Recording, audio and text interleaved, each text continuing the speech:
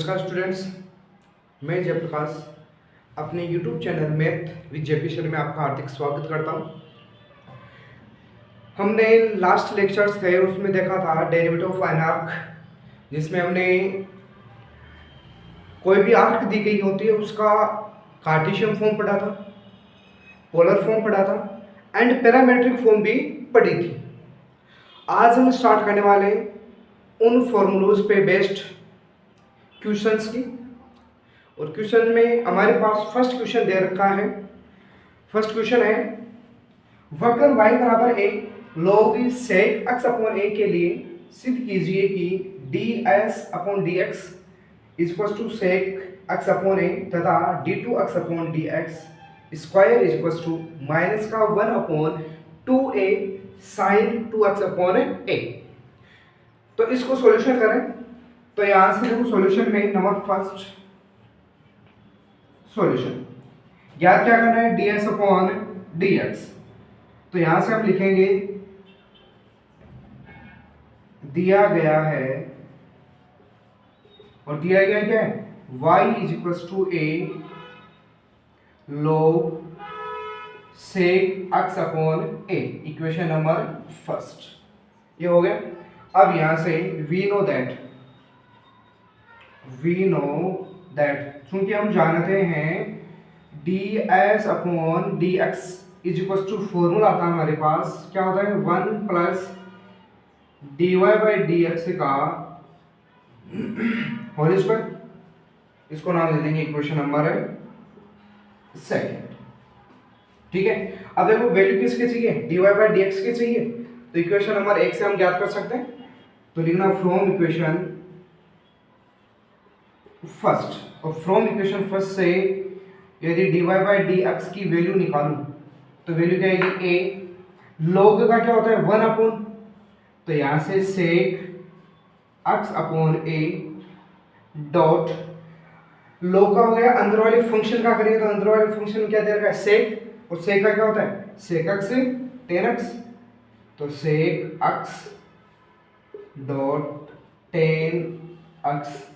लेकिन अंदर की वैल्यू दे रखी है तो अंदर वाले की ज्ञात करेंगे। तो x का हो गया 1 और ये बन गया 1 अपॉन a।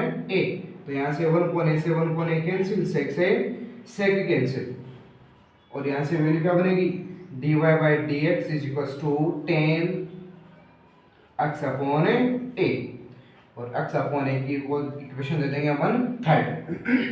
अब इक्वेशन थर्ड को इक्वेशन नंबर सेकंड में रखने पर, तो यहाँ से समीकरण थर्ड को समीकरण 2 में रखने पर, अब देखो समीकरण ये नंबर 2 में रखेंगे तो समीकरण नंबर 2 में रखने पर हमारे पास वैल्यू क्या बनेगी ds upon dx is equal to under root 1 plus tan square x upon a, और यहाँ से value 1 plus tan sec square, और sec स्क्वायर पे अंडर रूट लग रखा है तो बाहर क्या आएगा sec x अपॉन a, जो ये हमारे को क्या करना था प्रूफ करना। नंबर फर्स्ट कंडीशन हो गई। नंबर सेकंड कंडीशन के लिए क्या करेंगे कि ये जो ds अपॉन dx की वैल्यू मिली है इसको क्या कर दो उल्टा कर दो। क्या करना है उल्टा करना है। तो देखो यहां से वैल्यू क्या है मेरे पास ds upon dx is equal to sec x upon a, और यहां से मेरे को वैल्यू dx अपॉन ds निकालना है। इस वैल्यू को क्या कर दो उल्टा कर दो। तो ds अपॉन ds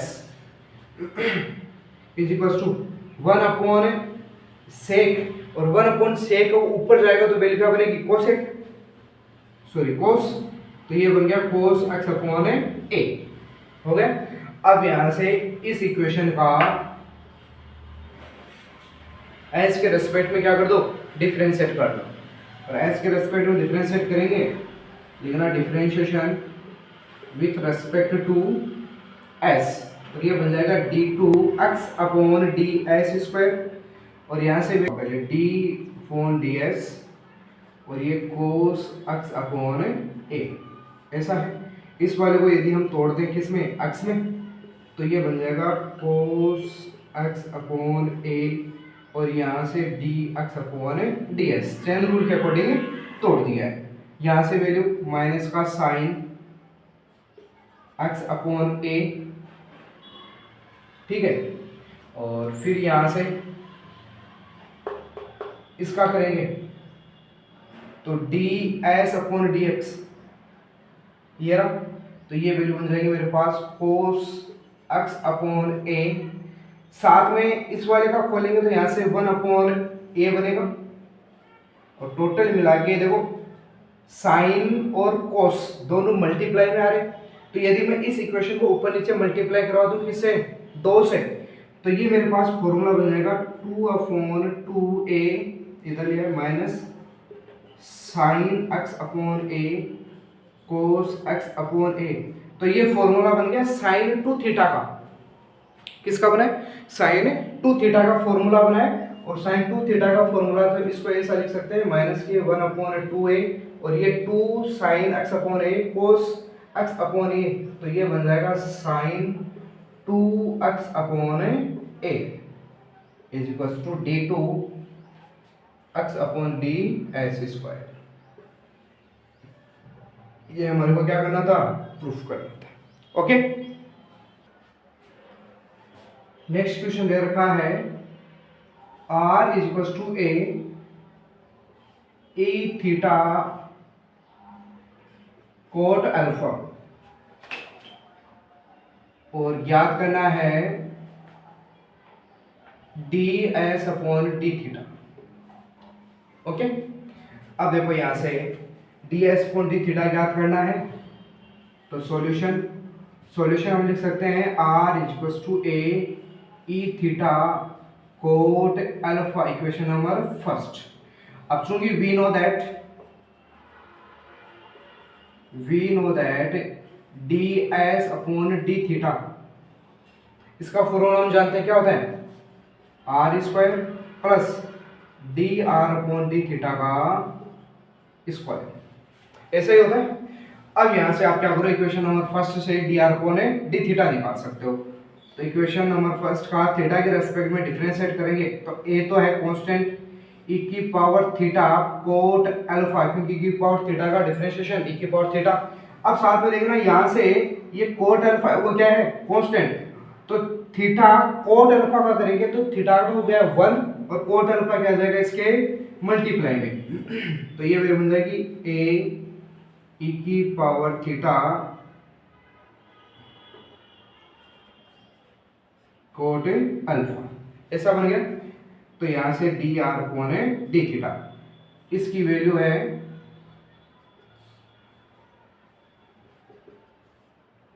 2, इसको 3, समीकरण 1 व 3 की वैल्यू समीकरण नंबर 2 में रखने पर, तो d s upon d theta is equal to value क्या बनेगी, अंडर रूट, यहां से देखना आर स्क्वायर प्लस, अब देखो यहां से ए ई की पावर थीटा कोट अल्फा वो यहाँ आएगा, इसकी वैल्यू क्या होती है आर स्क्वायर, तो ये बन गया r square plus cot square alpha, r square को कॉमन ले लो, ये बाहर आएगा 1 प्लस कोट स्क्वायर अल्फा, और ये बनता है कोसेक स्क्वायर अल्फा, और कोसेक स्क्वायर बाहर निकलेगा तो कोस अल्फा, तो d s upon d theta की वैल्यू क्या बनती है, ये आ जाती है ना। तो इस तरह से हम क्या करते हैं, क्वेश्चंस को सोल्व करते हैं। जो लास्ट वाला क्वेश्चन था वो था कार्टेशियन फॉर्म में, और ये वाला क्वेश्चन है किसमें, पोलर फॉर्म में। ठीक है, नेक्स्ट बात करते हैं अपन पैरामेट्रिक फॉर्म की।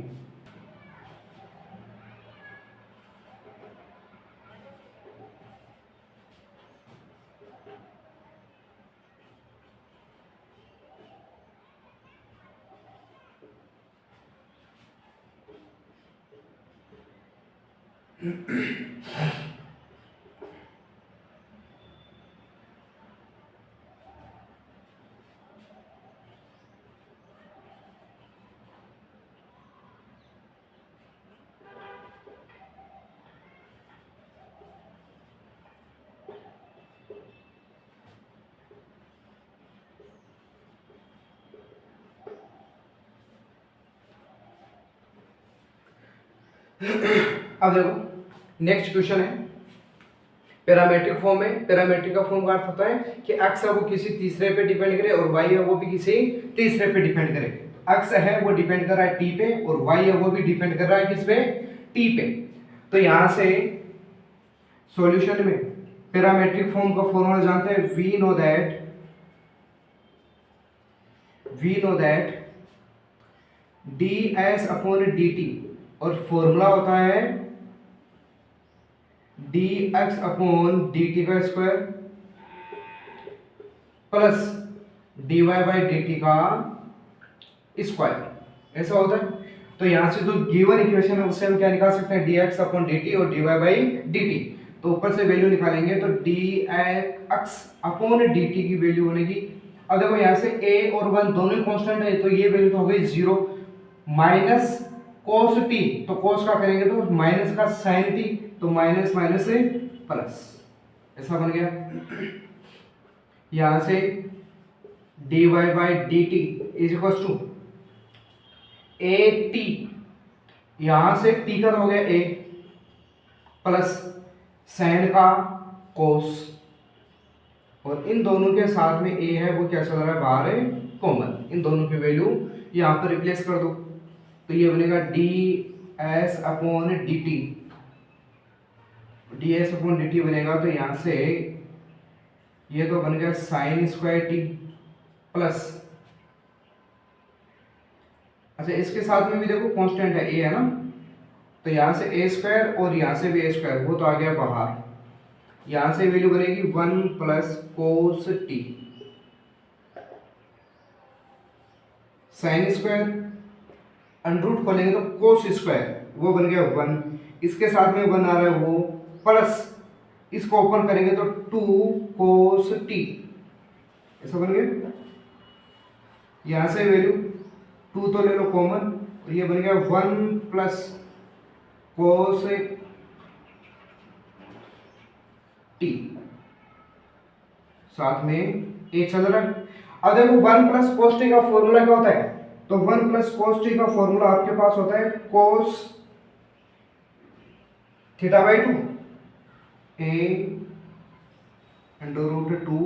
अच्छा यहां से देखना ये बन गया आपके पास 2 कोस स्क्वायर, यहां हाफ एंगल की बात हो रही है तो ये बन गया t बाई 2।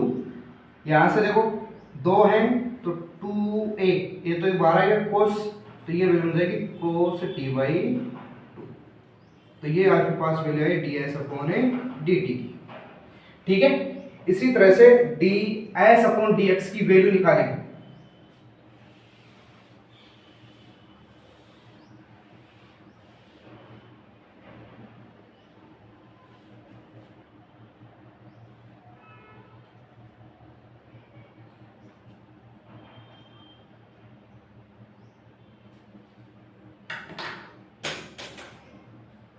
अब देखो ds अपॉन dx,